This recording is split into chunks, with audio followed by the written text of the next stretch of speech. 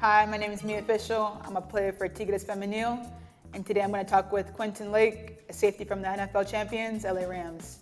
Hi guys, I'm Quentin Lake from the LA Rams. I'm here with Mia Fishel from one of the most successful teams in the female Mexican League.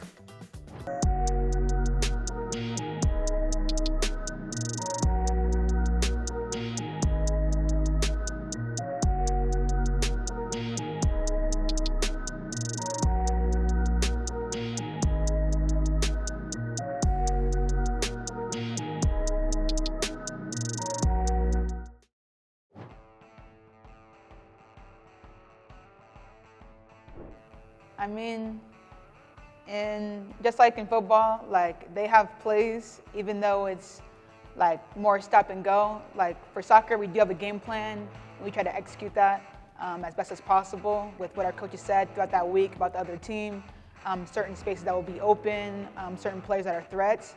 So I think when it comes to preparation, I can see the similarities between the two sports, as well as like any other sport. Like we work hard, we grind every day. Day and night, and we just try to perform as best as we can come game day. Yeah, I would definitely say football and soccer are both obviously team sports. So being able to kind of cooperate with your teammates, understanding how they play, because not everybody plays the same. We all know that, but kind of being able to understand how each other individual person plays, whether that's even football or even in soccer, kind of having that teamwork, having that bond, and that goes, on the field and off the field. So just kind of having that team aspect, that, brotherhood or even sisterhood, and being able to have that translate on the field, it probably would be the biggest thing.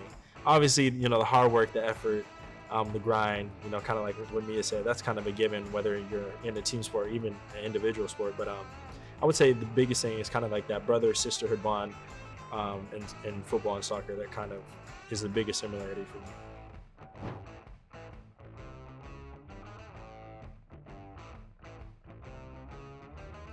I think it helped me, especially like in this professional world of having kind of like a schedule with all the media and interviews and juggling that with also performing and training.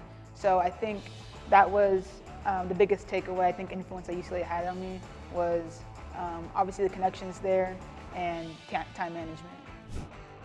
Yeah, UCLA definitely, it was like there was some type of pressure, to be honest. At least kind of like what I felt like. Yeah, I agree. Like our saying is champions are made here. So exactly. That's taken on the field and off the field. And I think, like you said, like that's another big influence that still holds with me going here. But yeah, I would say the best thing about it is you had players that also kind of had the same aspirations and goals as you too. Being around that environment and being around other people, like I said, it's a standard, but it's also they push you each and every day to get to that professional level, or get to whatever level you want to get to. So it was good. It was fun.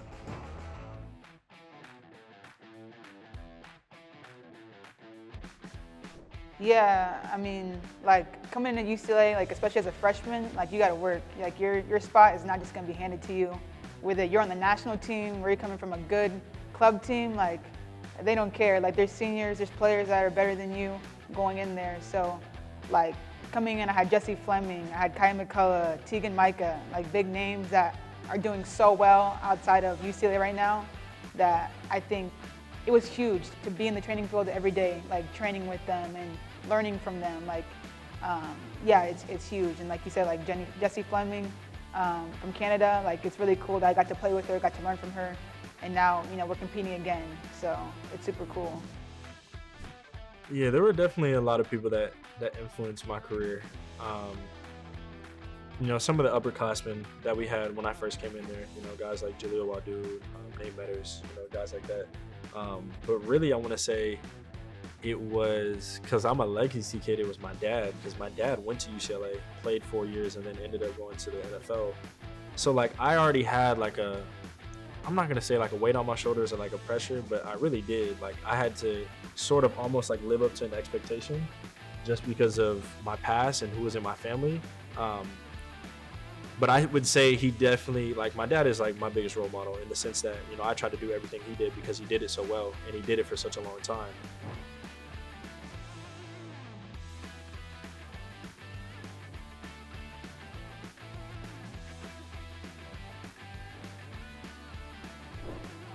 It was surreal. It was amazing. Like, I wasn't expected to come here to Tigres after college.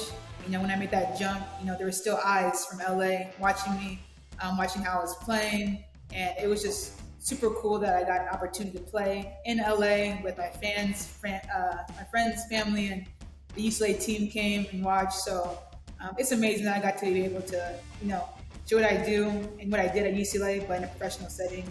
So yeah, it was like a dream.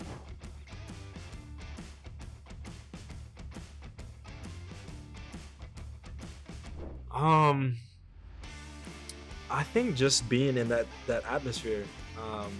This I haven't left Southern California, which it's a blessing. Obviously, no, it's just a blessing, to be honest. Being around a familiar environment, being around friends and family, being around people that is going to be good. And then especially being able to play in front of a hometown crowd where I can have family, friends, ex-teammates, all that come to the game because it's so close. It's going to be surreal, and it's going to be something that I'm going to be so thankful for, because having a support system, no matter where you're at, is going to be enjoyable. So although I haven't played in my first professional setting, when that moment comes and when that day comes, I'm definitely going to cherish it. So it's going to be awesome. I'm going to be almost starstruck, especially with the stadium that we have. It's awesome. So it's going to be a good time.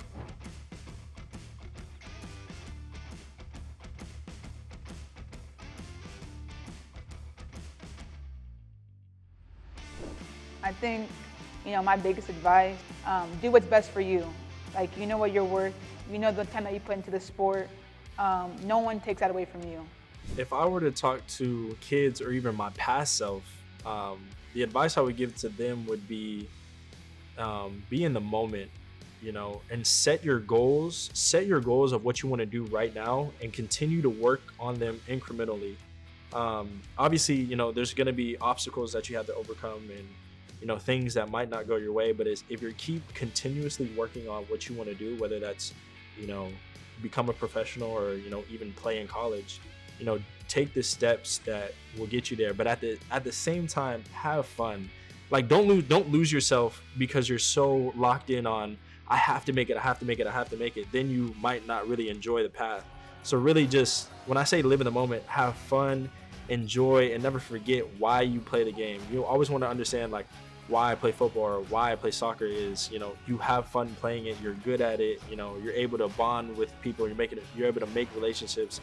And those are some of the reasons why you play the game. Have fun while you're doing it, but also keep elevating, keep grinding, kind of like what Mia said, each and every day to get to that, final goal. As long as you understand and realize that, at the end of the day, you're playing a game that you played as a kid and you're getting paid for it, you can't really complain. So yeah. Also, like, kind of what he was saying off of, like, it's also not about the sport, it's also about the connections. Like, I have teammates back in, like, UA that I'm super close with, and just soccer brought us together. Traveling, like, if you even go, like, 30 minutes out of your hometown, like, that's a blessing. Like, you're going outside of your area, competing against other teams that will make you better as a person and as a player. So also just cherishing the moment outside the sport and your connections that you have with them.